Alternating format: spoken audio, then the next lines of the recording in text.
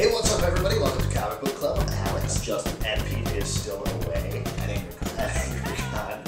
He's having a good time. He has sent us a couple of letters. We haven't been able to read them. Yeah, it's scrawled in blood. I don't know, it's not his blood either. No, it's not. I tasted it, and it definitely isn't. His blood has a weird, it's like kind of anise, real licorice Yeah, taste. more of like a star anise. Yeah, totally. Yeah, guys, we have a bit of a speed round. Real gourmet show for you. Speed round. Really needs that third voice, it just doesn't work. Yeah, real harmony. We kick it off, Justin, Pete. Speaking of combinations, how about Superman, Batman, Batman, Superman number 62? In this issue, we get to see a little Robin and Supergirl.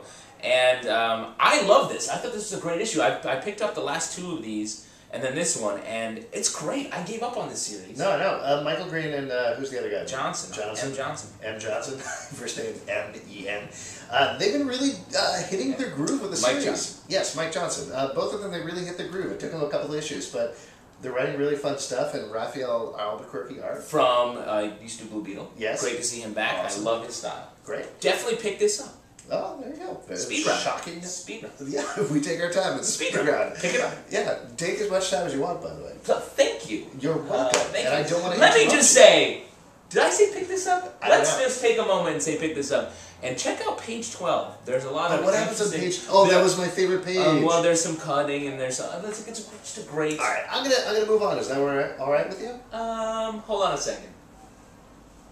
Yeah, go ahead. Okay, Fables number 86, finally revealing the origin of the Dark Man. This is the best issue of Fables in a really long time. It actually made me realize how not crappy, but just unnecessary the Great Fables crossover was, because goddamn, this is an incredible single issue. Pick it up. Scalped number 30.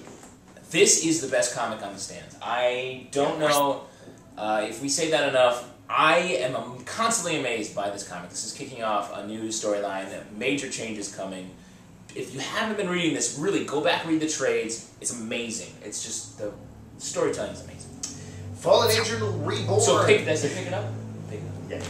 Fallen Angel Reborn number 1. I don't know if you guys know, but this is mixing the universe of Fallen Angel with the universe of Angel, the TV series / comic book series. How did I not read about that?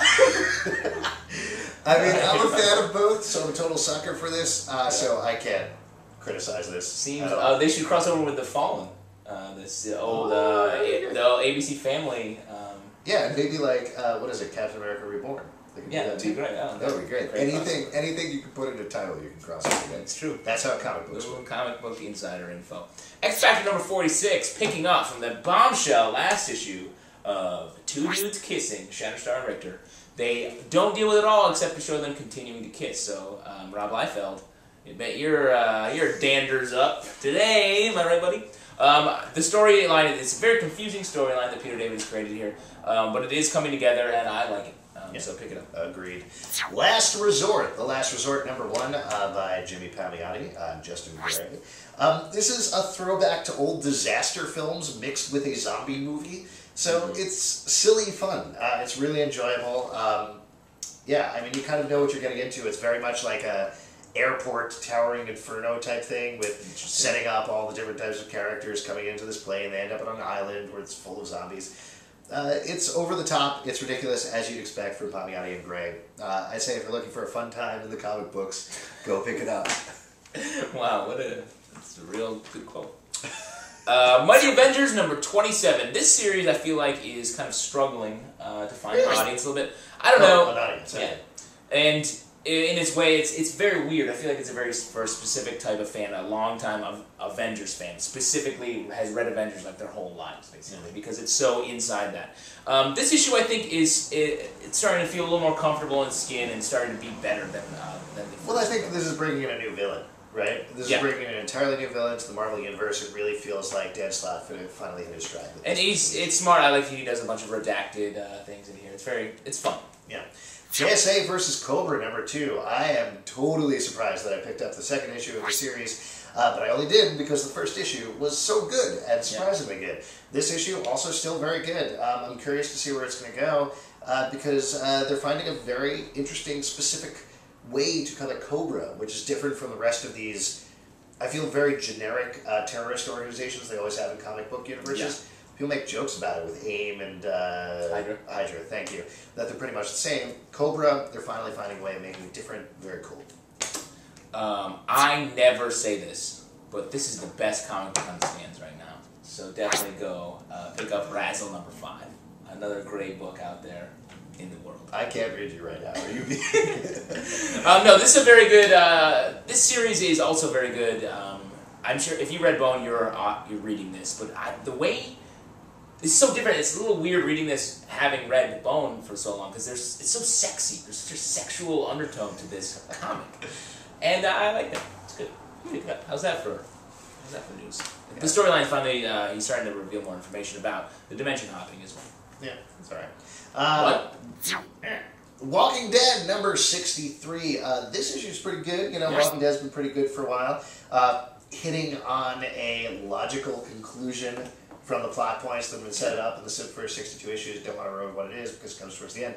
Reason more than anything I would recommend picking this up is for the other side of it. You wanted to do that real bad. Yes, I did. So real bad on camera. Issue number 1, free in this issue. It's been sold out for a while. I picked up the second issue. I wasn't crazy about it, honestly, but I like the first issue a lot better, and I think, you know, that obviously makes a lot of sense. It's better to read it in order. More than anything, 2 comics for the price of 1, good black and white art. You can do, you just... Oh, man. Pete would kill me. Oh, Jesus. Pete's ghost is actually rushing back here right now. By the way, I don't know if you guys know this, but to go to AngerCon, you have to be dead. You have to be dead. Walking They Dead. resurrect you at the end. Yeah. So yeah, 2 comic books are really good. You should go pick it up, flip it around like this, go like a great movie. Go like this a little bit. Oh, man! Oh, you are really... Comics are meant to be read. I don't care what they look like. Comics are meant to be bent.